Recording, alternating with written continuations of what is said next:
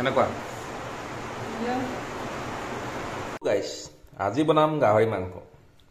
গাহৰি মাংস বনাবৰ কাৰণে প্ৰথমতে মই মাংসখিনি ধুনীয়াকৈ এটা কুকাৰত বইল কৰি ল'ম। প্ৰথমতে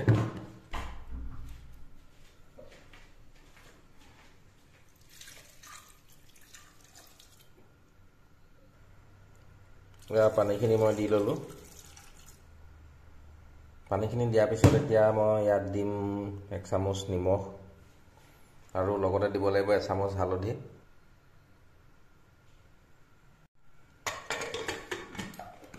মই গাহৰিখিনি বইল কৰিম। এতিয়া মই বাকীখিনি বস্তু ৰেডি কৰি ল'লোঁ। এইখিনি এটা পিঁয়াজ কাটি ল'লোঁ আৰু ইয়াত ল'লোঁ 2টা সৰু চাইজৰ আলু, মাজতে আছে আদা নহৰু পেষ্ট আৰু জলকীয়া লৈছোঁ 5টা, কাৰণ বৰ বেছি জ্বলা নহয় এইটো জলকীয়া। আৰু এইখিনি হ'ল মচন্দৰী পাত, পেটৰ কাৰণে ভাল, গতিকে আজি মাংসত দিয়ে খাব লাগিব।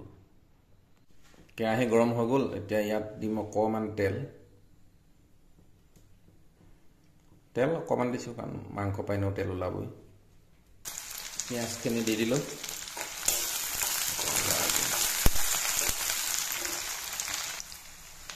এতিয়া দি দিলোঁ আদা নহৰু পেষ্টখিনি।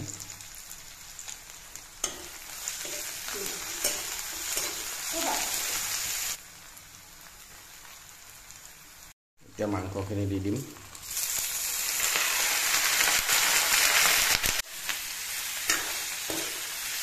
এতিয়া এইখিনি অলপ ভালদৰে ফ্ৰাই কৰি ল'ম।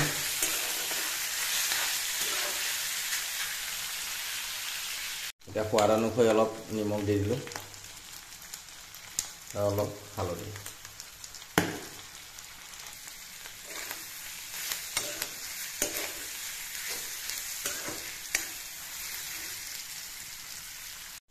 মাংসখিনি অলপ ফ্ৰাই হৈ গ'ল। এতিয়া ইয়াত দি দিম কাটি ৰখা আলুখিনি।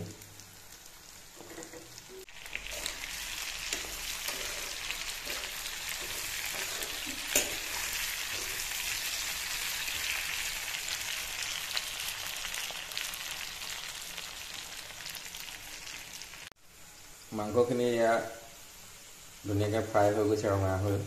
এতিয়া ইয়াত দি দিম মই আচল মেইন বস্তুটো, মচন্দৰী পাতখিনি। এয়া মাংসখিনি ফ্ৰাই হৈ গৈছে পূৰা কমপ্লিটলি, আৰু আলুখিনিও সিজি গৈছে, আৰু মচন্দৰীখিনিও পূৰা একদম মাংসৰ লগত মিলি গ'ল ধুনীয়াকৈ। আৰু আমাৰ মাংস ইয়াত আজিলৈ ৰেডি হৈ গৈছে। হৈ গ'ল। এতিয়া আমি অকণমান টেষ্ট কৰিব দিওঁ। লোৱাচোন, খাই চোৱা কেনেকুৱা হৈছে।